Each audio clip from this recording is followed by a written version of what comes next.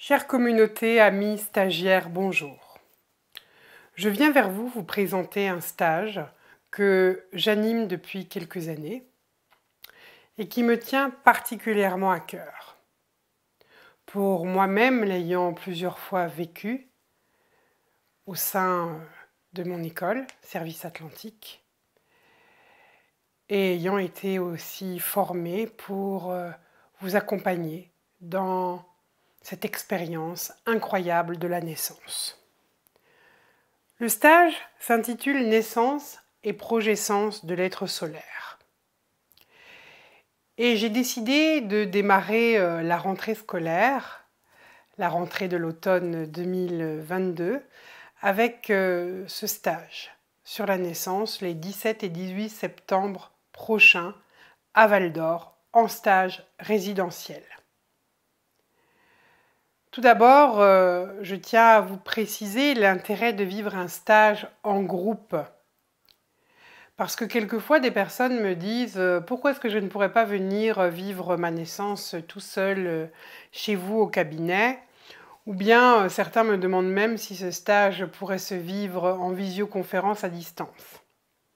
Absolument pas à distance en tout cas, puisque c'est un stage expérientiel. Un stage où vous allez faire appel à votre corps, à la mémoire de vos corps, aussi bien physiques que vos corps subtils. Et puis, si vous étiez tout seul dans un cabinet, vous ne pourriez pas bénéficier de tout l'avantage de participer à un stage à l'intérieur même d'un groupe. Parce qu'un groupe, c'est aussi un véhicule énergétique, un corps vibratoire qui va être très différent à chaque fois puisque ce ne sont jamais totalement les mêmes participants, même si nous avons des participants qui reviennent vivre plusieurs fois leur naissance. Un groupe, c'est aussi un véhicule qui va amplifier les choses, amplifier les énergies et amplifier notamment une sorte d'inconfort. Et ça, c'est plutôt bénéfique pour vous parce que ce n'est pas forcément évident d'oser être, d'oser se livrer. Et l'inconfort va vous donner accès plus rapidement à vos problématiques, à ces programmes qui ont besoin d'être mis à jour. Parce que finalement, revivre sa naissance, le premier objectif de revivre sa naissance, c'est de pouvoir mettre à jour les programmes que nous devons récapituler, traverser, que nous devons intégrer surtout. Et en ce sens, l'énergie de Cristal Chaya va apporter cette spécificité parce qu'en tant que maître Melchizedek, il est là pour nous accompagner à intégrer ce chemin de transcendance. Et puis aussi un stage comme la naissance, c'est 2 jours complets. Si vous veniez en cabinet vivre votre naissance, vous passeriez quelques heures. Avant, vous seriez peut-être dans vos contraintes du quotidien, avec votre famille, vos enfants, votre emploi du temps. Après, vous seriez peut-être retourné à votre bureau ou éventuellement, vous seriez allé peut-être faire un tour en nature. Mais là, vous allez être vraiment coupé de tout ce qui est extérieur et pouvoir ainsi, pendant 2 jours, être complètement en contact avec vous-même. Et ça, c'est quelque chose d'extraordinaire, de pouvoir prendre du temps pour soi. Donc ce sont 2 jours complets où nous sommes en immersion et on peut s'installer dans un travail énergétique, thérapeutique, avec une certaine intensité. Et cette intensité va vous permettre aussi d'avoir des prises de conscience en retraversant les propres crises. Des prises de conscience qui seront beaucoup plus rapides, plus fulgurantes et plus bouleversantes peut-être également. On économise aussi beaucoup de temps et de travail en individuel parce qu'il y a la magie du travail qui se fait en groupe et qui ne se fera jamais en individuel. Quand vous venez en séance individuelle voir votre thérapeute, votre accompagnant, ça va durer 1 heure, 1 heure et demie, 2 heures. Même en consultation individuelle avec Kristal Chaya, vous prenez ça sur votre propre journée. Souvent, les personnes qui prennent des consultations en individuel avec Kristal Chaya leur dévoile des choses de leur passé karmique, qui appartiennent au registre de leurs annales akashiques. Mais pour autant, ils ne retraversent pas forcément les émotions qui se sont enquistées cellulairement, qui se sont enquistées dans leur corps. Et c'est pour cela aussi que Kristal Chaya invite à participer à ce genre de stage en état modifié de conscience, que ce soit naissance, progescence, ou que ce soit la respiration en hyperventilation, que j'appelle respiration solaire, parce qu'elle est active, qui va durer 1 heure, 2 heures ou 3 heures. Peut-être que vous aurez travaillé avant avec Kristal Chaya, mis des choses à jour, ou avec des thérapeutes qui vous suivent, ou que vous travaillez après, mais en tout cas, c'est important à un moment donné de prendre ces 48 heures pour entrer en totale immersion dans ce processus de naissance, parce que c'est vraiment un processus. Il y a un avant, il y a un pendant et il y a un après. Et puis comme je dis, il y a la magie qui se fait dans le travail de groupe. Et là-dessus, je vais vous apporter aussi une petite précision. J'ai bien souvent des stagiaires qui me disent « Ah, mais moi, par exemple, j'ai déjà vécu ce stage, je l'ai déjà fait, il y a 1 an, il y a 2 ans, il y a 5 ans. » Ou alors, le système de croyance, parce que c'est un stage que vous avez déjà vécu récemment, les personnes disent « Ah oui, mais le système de croyance, ça je connais, j'ai déjà fait ça il y a quelques années, je connais l'outil du décodage, etc. » J'aimerais que vous puissiez entendre là ce que je vais vous dire. Bien sûr, il y a les contraintes du quotidien, parce que venir un week-end, c'est prendre du temps, c'est prendre sa voiture, rouler, prendre peut-être des congés ou des RTT, c'est devoir gérer une logistique, vos animaux, ça peut être vos enfants, ça peut être un tas de choses. Et ça demande effectivement un engagement et aussi un coût financier. Alors, il faut choisir, bien sûr. On ne peut pas toujours se permettre de faire tous les stages, même si on aimerait... certains sont enthousiastes et j'en suis convaincue, feraient tous les stages s'ils le pouvaient, mais quelquefois il faut choisir. Alors c'est important que vous puissiez demander à votre âme aujourd'hui, là, qu'est-ce qui est utile pour moi? Qu'est-ce qui est primordial en ce moment, dans ce que je suis en train de traverser dans ma vie?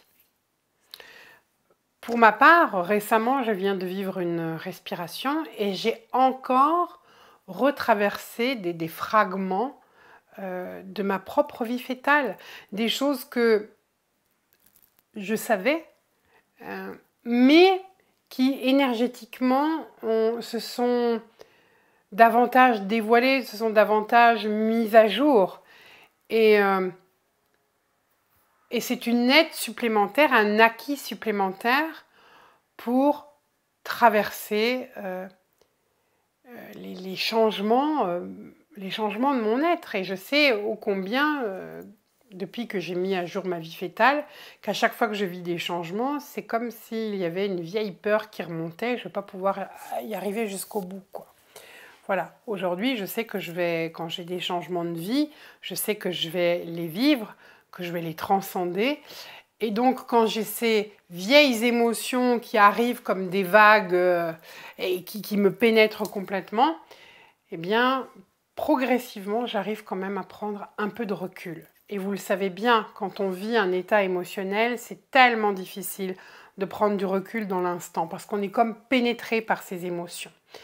Donc le fait de venir récapituler, revivre les émotions de sa naissance, eh bien ça va vous permettre, dans le moment présent, de prendre du recul par rapport aux traversées que vous vivez, aux émotions que cela suscite en vous.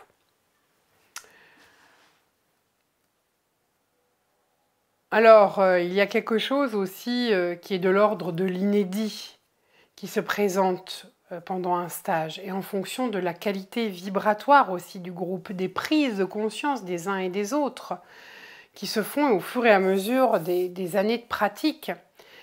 Et je me suis rendu compte aujourd'hui que l'enseignement est beaucoup plus subtil, beaucoup plus profond, beaucoup plus, je dirais, raffiné, fin. Il y a une finesse qui s'installe. Il y a des niveaux de profondeur qui vont beaucoup plus loin dans ce que nous... dans les prises de contact que nous avons avec nos parts d'ombre. Ce n'est plus en superficie, on va de plus en plus profondément à la rencontre de ces programmes, de ces ombres, et surtout, nous arrêtons de les combattre. Nous apprenons à éduquer nos parts d'ombre, à les rassembler, à communier avec elles, à apprendre d'elles aussi. Et puis aussi, quand nous les laissons s'exprimer dans un cadre précis, eh bien, nous pouvons aussi rappeler à nos ombres qu'elles ne sont pas seules, qu'elles ne sont pas abandonnées, qu'elles font partie de nous. Ce sont juste des parts de nous récalcitrantes qui ont besoin de s'unifier dans un espace sacré qui est l'espace du cœur. Et je me dis toujours aussi que venir participer à un stage, prendre du temps à venir à un stage plutôt que peut-être passer un week-end en amoureux ou en détente dans un spa, eh bien c'est aussi travailler au service du bien commun. Voilà, parce que si je travaille sur moi, eh bien j'envoie une information dans l'univers, cette information elle va circuler, elle va rentrer en résonance avec d'autres informations de même type, ou elle va aller tout simplement soulager des personnes qui sont en train de vivre des souffrances et peut-être que des personnes qui sont en train de souffrir et qui ont le même type de problématiques qui viennent d'être révélées pendant un stage, et bien tout d'un coup elles vont ressentir un apaisement sans savoir d'où cet apaisement arrive, mais peut-être il arrive parce que ce sera vous qui aurez travaillé à mettre à jour un programme et à le libérer, à le transcender, à le transmuter. Donc voilà aussi, c'est important de le dire, venir à un stage, c'est servir le bien commun. Voilà. Alors l'enfant intérieur, c'est un thème très très important parce que quand on retraverse les mémoires de la vie intra-utérine, eh bien finalement on accède à pourquoi j'ai choisi de venir m'incarner sur Terre à cette époque précise de l'humanité, dans tel pays, avec tels parents, pourquoi j'ai choisi ça. Et c'est pas une question intellectuelle, on va cheminer dans cette question. C'est pas trouver une réponse extérieure à soi, c'est trouver du sens. Trouver du sens en acceptant de retraverser les peurs, la survie biologique, en acceptant de traverser la solitude, le sentiment d'abandon ou de trahison ou d'impuissance. C'est accepter finalement la transcendance.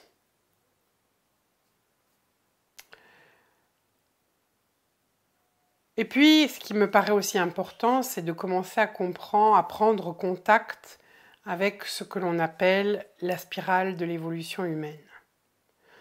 Cette spirale de l'évolution, c'est ce fameux code beige, c'est le code de survie, la survie biologique. Et vous savez très bien qu'il y a des moments dans nos vies, lorsque nous vivons des épreuves, eh bien nous pouvons retraverser ce fameux code beige, cette survie biologique. Et ça se fait pas avec la tête, parce que la tête, elle dira « non, non, moi ça va, j'ai peur de rien ». Mais le corps, lui, il parle.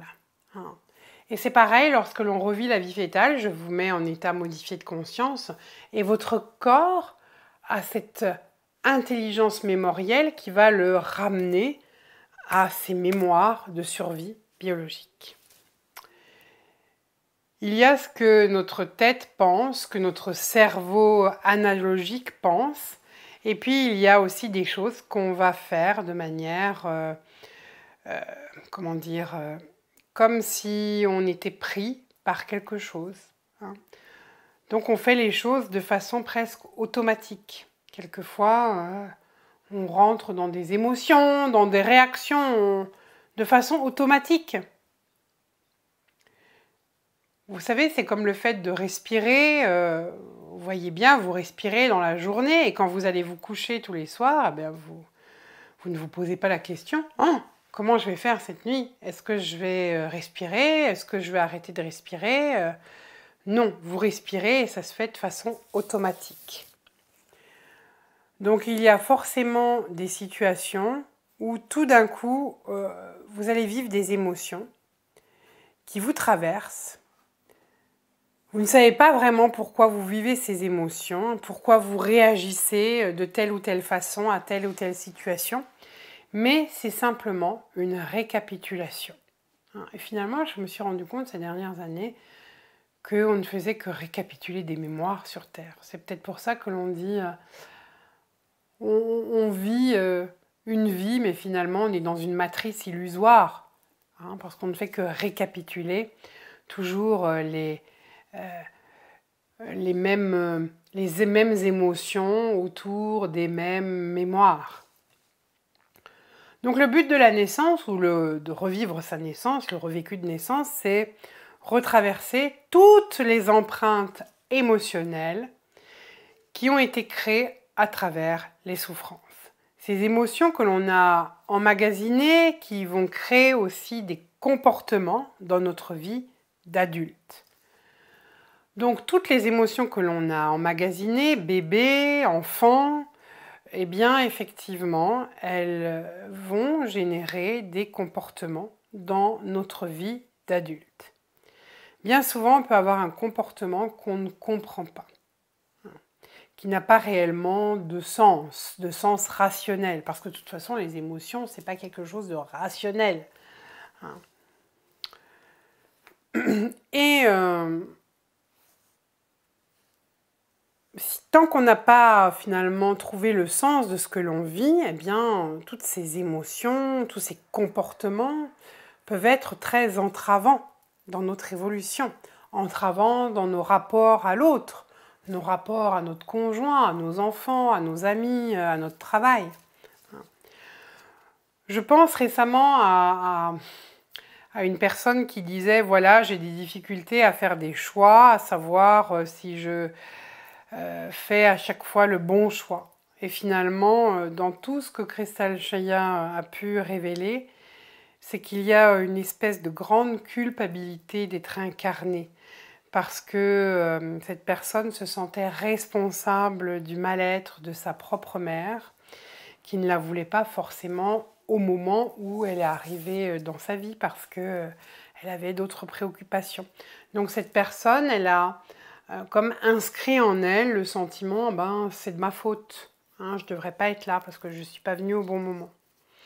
Donc à chaque fois qu'elle voulait aller vers quelque chose qui pouvait lui apporter du bien-être, eh bien, il y avait cette sorte de mémoire qui lui disait mais tu n'as pas le droit d'exister, tu n'as pas le droit de vivre, tu n'es pas là au bon moment et tu es toi-même par ta présence entravante, tu as entravé le bonheur de ta mère.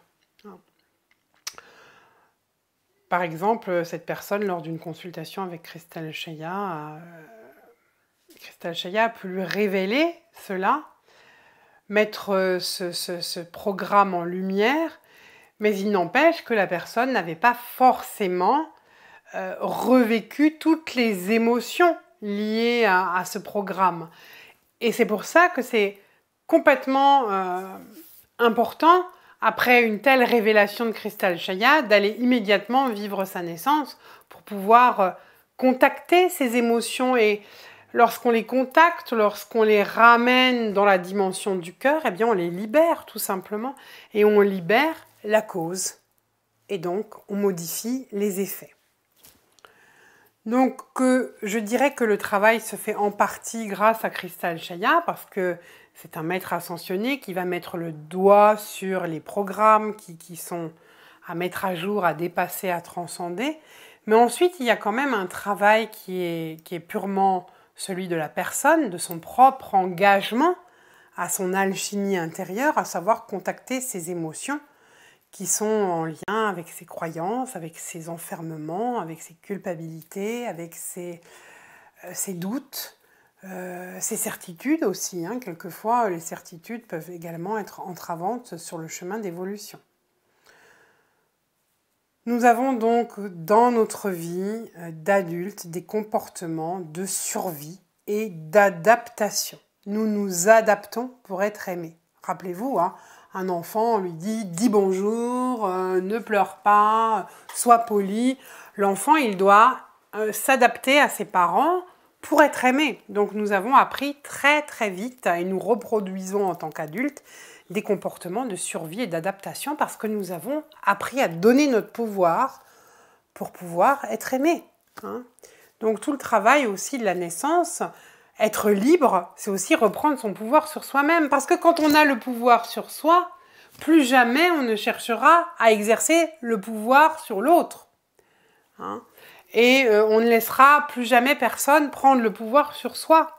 C'est ce qui fait qu'on sera libre et qu'on pourra avoir des échanges complètement libres avec les personnes qui ne seront pas basés sur des rapports de pouvoir, de compétition, de comparaison qui bien souvent entraînent aussi des frustrations, des jalousies et des enfermements multiples. Et tant qu'on n'est pas complètement libre, on ne peut pas ascensionner.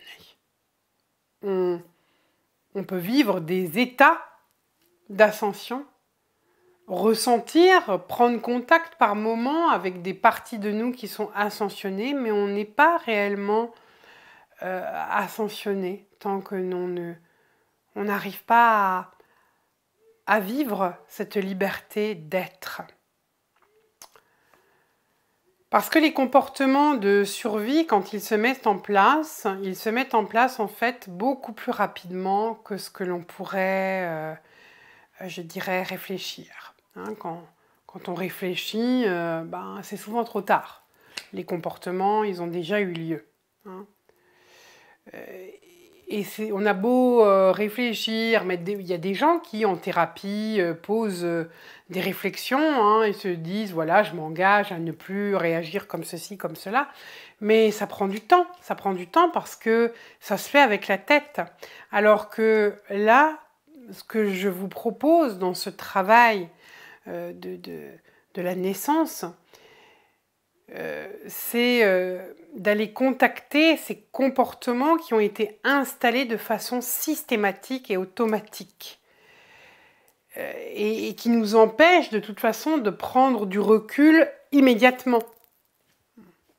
Parce qu'on est comme manipulé par ses propres émotions qui sont en lien avec ses mémoires, avec ses programmes qui n'ont pas encore été mis à jour. Donc le fait de mettre à jour ces programmes, eh bien, on ne sera plus envahi, pénétré par toutes ces émotions, mais on arrivera à les regarder et à dire « Ok, elles sont là, je les connais, je sais d'où elles viennent. Je ne suis plus manipulée par cela. Je suis juste en observation et voire même, elles s'intègrent. Et si elles sont encore là, il y a peut-être un élément que j'ai besoin encore de revisiter, d'intégrer, que je n'ai pas visité, intégré, parce qu'il faut aussi voir les choses de façon humble. On ne peut pas, dans une seule naissance, dans un seul passage de la naissance, comme ça, tout mettre à jour et tout comprendre. Peut-être que nos cellules ne le supporteraient pas. Peut-être une lumière fulgurante d'un seul coup, on brûlerait. La solarisation, ça brûle. C'est pour ça qu'il y a des étapes de solarisation, des graduations dans la solarisation. Donc ça demande aussi le travail sur soi, d'être authentique, d'être patient avec soi-même, parce que c'est notre enfant intérieur dont nous devons prendre soin, que nous avons certainement abandonné. Et puis nous devons aussi regarder tout cela avec humilité. Quelquefois, il est bon de revenir encore sur les mêmes expériences pour que se révèle à nous ce que nous avons besoin d'intégrer.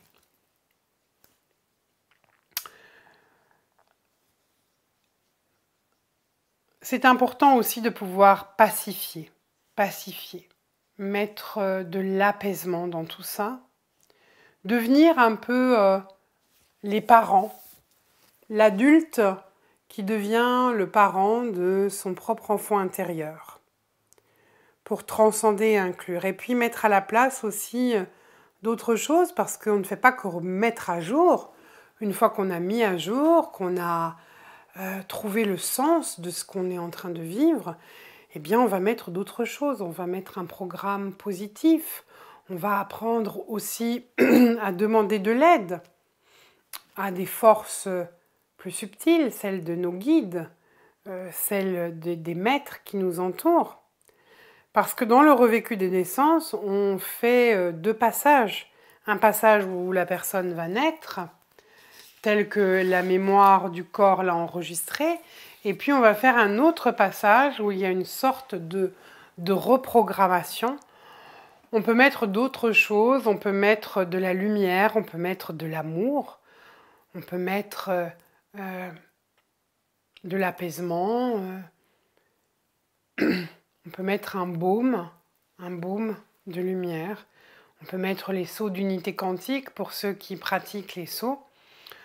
Voilà, on peut mettre tout ce qui va apporter de l'apaisement, de la guérison, de l'âme.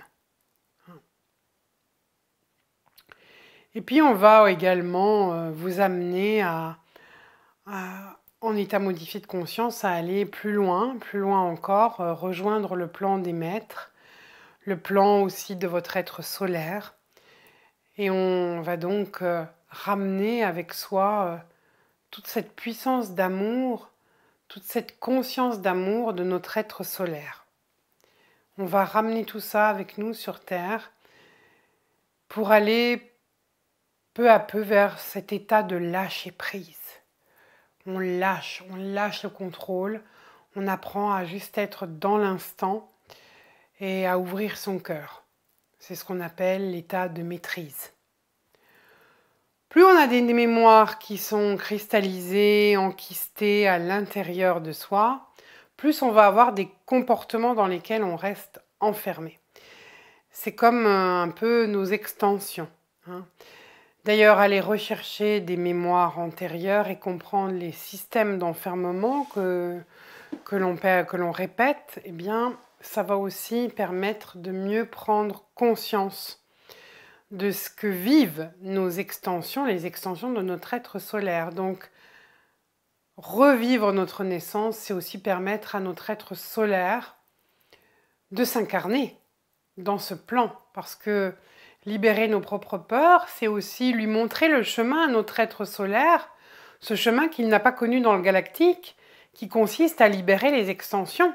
Donc notre chemin de transcendance dans l'incarnation apprend à notre être solaire aussi à faire alliance avec ces extensions, à les apaiser, à être un parent également de ces extensions. Voilà, les premières empreintes émotionnelles que l'on porte au moment de la naissance, ce sont celles de notre vie fétale, de notre naissance. Il y avait un psychanalyste qui était du siècle dernier, qui s'appelait Monsieur Otto Rank, qui disait « Vous allez vivre votre vie comme vous êtes né ». Et finalement, le revécu de naissance montre que c'est plutôt vrai. Par exemple, pour mon cas, je suis ce qu'on appelle une matrice fondamentale, matrice périnatale 2. Et ça veut dire quoi concrètement? Ça veut dire qu'au moment des contractions, le col ne s'ouvrait pas et que ça a été un long moment. Et quand je vis des changements de situation, eh bien, je revis comme une mort, comme si il n'y a pas d'issue, comme si ça allait pas se faire. Hein, parce que aussi, pendant une longue période dans ma vie fétale, ma propre mère a vécu des inconforts, des difficultés dans sa vie de femme. Et au lieu de vivre cette matrice 2 juste au moment des contractions, eh ben, je l'ai vécu bien avant. Je l'ai vécu au moment de la vie intra-utérine, alors que normalement on vit plutôt cette matrice 2 au moment des premières contractions. Hein. Voilà, bon, c'est un petit aparté pour que vous voyez aussi que la façon dont on va vivre les événements de notre vie, c'est la façon dont on est venu au monde.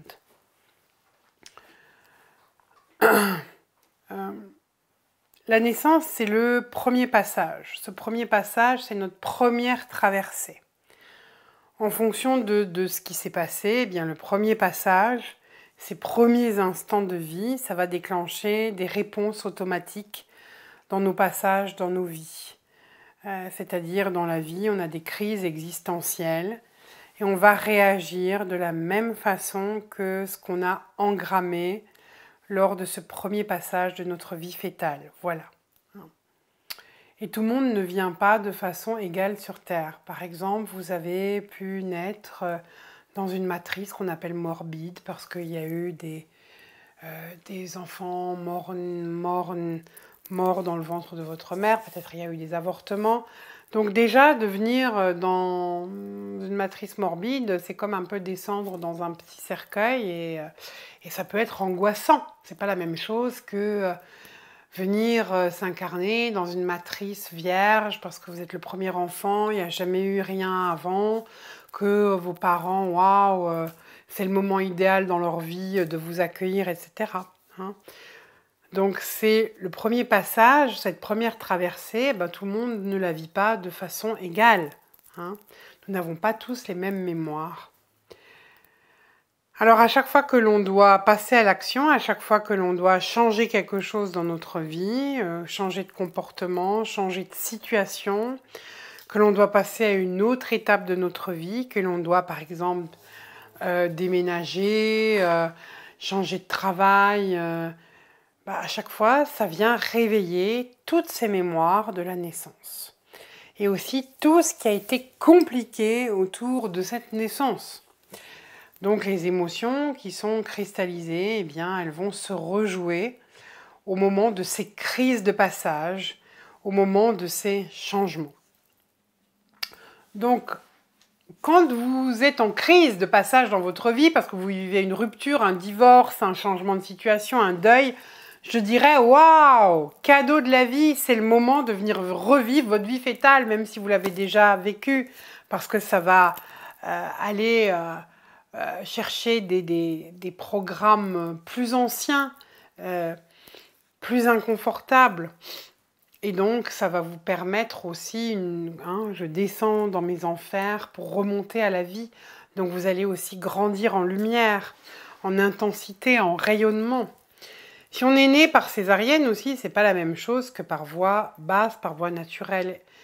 On a tout un questionnaire là-dessus, que vous puissiez aussi, c'est important que vous puissiez questionner vos parents parce que je me suis aussi rendu compte quelquefois que les gens ne savent pas forcément s'ils sont nés par césarienne ou par voie naturelle ou s'ils avaient le cordon autour du cou, ou s'ils sont nés par ventouse ou par forceps. Donc c'est important, avant le stage, d'aller un peu questionner vos parents si vos parents sont encore vivants. En tout cas, la césarienne, ça veut dire qu'on nous a aidés à passer. Parce que le passage, il était bloqué, parce que il ne pouvait pas se faire de façon naturelle. Et ça a aussi des conséquences sur tous les passages à l'action. C'est comme si on se dit, pour les passages à l'action, forcément, il y a quelqu'un qui va faire pour moi. Voilà. Et ça, c'est peut-être quelque chose à transformer parce que ça peut éventuellement nous empêcher d'accéder à notre autonomie. Voilà, ça peut générer un type de croyance comme s'il y a un blocage dans ma vie, je ne vais pas arriver à passer, il va y avoir forcément quelqu'un pour me sortir de là. Voilà, la vie fœtale, c'est aussi ce que nous avons créé, ce qui a été créé pendant la vie fœtale, hein. Cette bulle de sécurité, hein.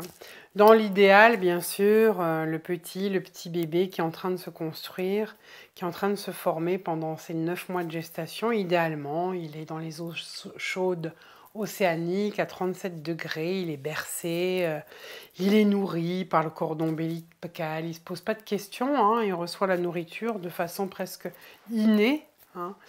Il est en apesanteur, il baigne dans des hormones d'amour, dans de la lumière, c'est idéal, c'est un bien-être idéal.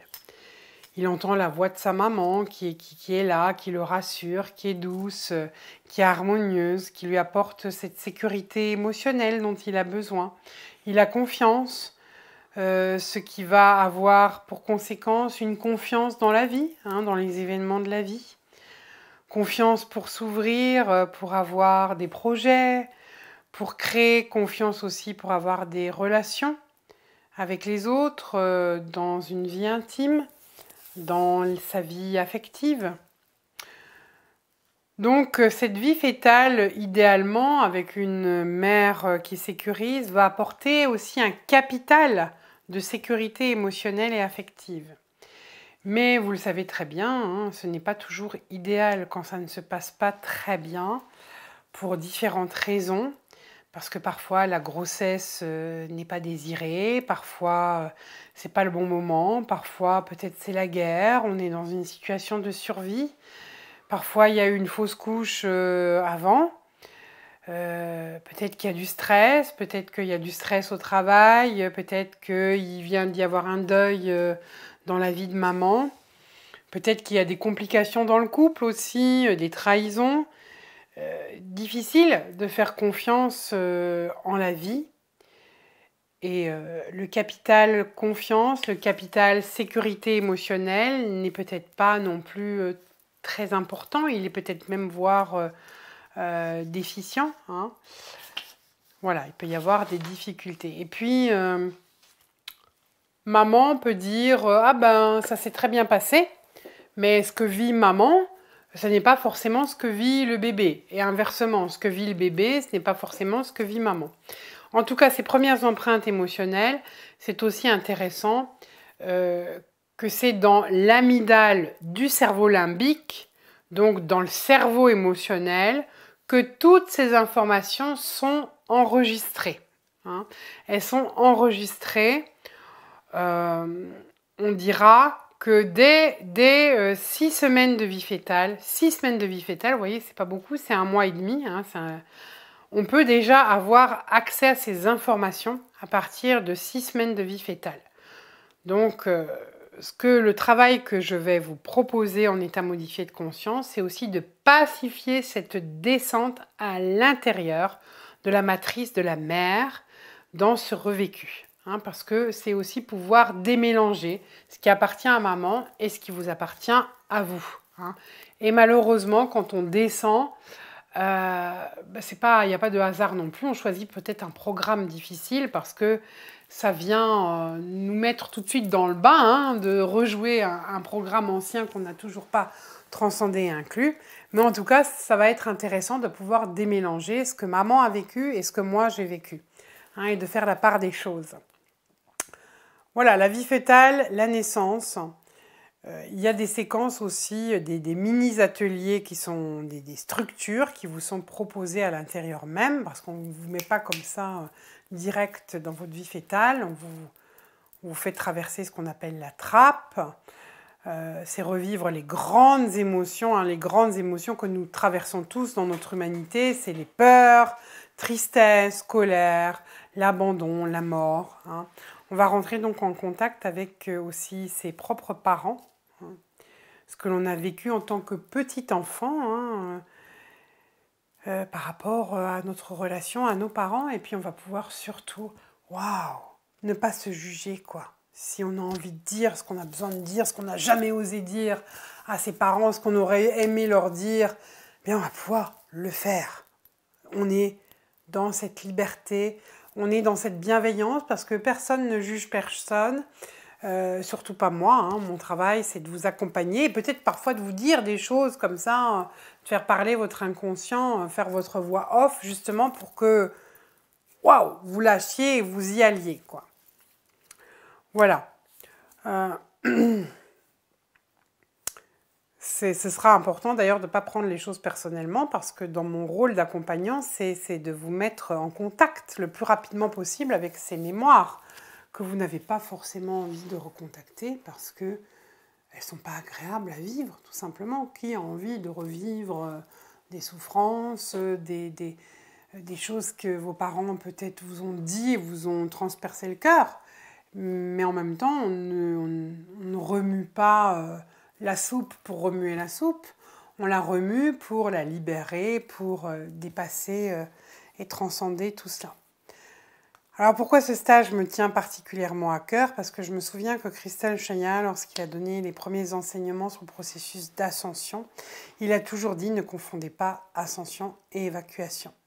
Voilà, vous devrez avoir guéri votre blessure de l'incarnation pour pouvoir ascensionner. C'est quoi la blessure de l'incarnation? C'est le refus de souffrir. Parce que le refus d'être incarné, le refus d'accepter que c'est plus grand que moi, d'accepter l'allégeance. Hein.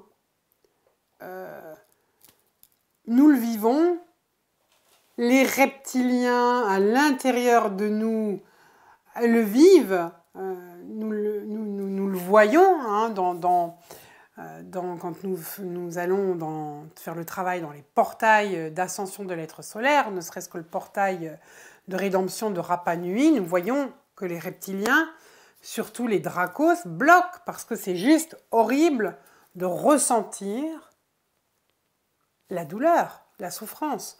Et pourtant, l'empathie, ce qui va nourrir cette qualité d'empathie, c'est de pouvoir aussi ressentir. Et pas ressentir juste ce qui va nous donner du plaisir, mais ressentir aussi ce qui fait mal. Parce qu'après, on peut aussi choisir de ne plus faire mal, de ne plus se faire mal et de ne plus faire mal à l'autre. Donc en ce sens-là, c'est important pour moi de vous accompagner avec humilité dans ces différentes traversées pour guérir ce refus d'incarnation, ce refuser ce chemin de transcendance. Hein. Rappelez-vous aussi l'archétype Shahaminra, nous sommes tous Shahaminra. Hein, il y a Shahaminra en nous, c'est à un moment donné, je ne suis pas digne, je ne mérite pas, à un moment donné, je ne me sens pas à la hauteur, je crois que tout est de ma faute, je crois que je ne suis pas assez bien, que j'y arriverai jamais aussi. Hein. Non, commence à t'accepter avec tes failles, à accepter que peut-être le métissage, ce que tu es en train de juger de mauvais, peut-être que c'est là la clé du changement, la clé de ce nouveau paradigme qui est à créer. Voilà, eh bien, en tant que travailleur de lumière, je sais que nous traversons actuellement beaucoup de choses, beaucoup d'émotions. C'est comme si en une incarnation, nous vivions plusieurs incarnations en même temps. Ça va de plus en plus vite. L'accélération des particules subatomiques qui arrivent du grand soleil central, qui sont là pour nous booster dans notre ascension, elles apportent aussi l'éveil, mais l'éveil, elles apportent aussi la récapitulation de toutes ces difficultés, et les difficultés de notre être solaire que nous avons besoin de revivre. Voilà, donc je vous attends avec joie, parce que c'est vraiment pour moi une grâce. C'est ce qui me permet aussi d'être vivante, de mettre du sens à mon incarnation. c'est de pouvoir vous accompagner dans toutes ces percées, ces poussées évolutives de conscience. Et la naissance, c'est quelque chose d'incroyable.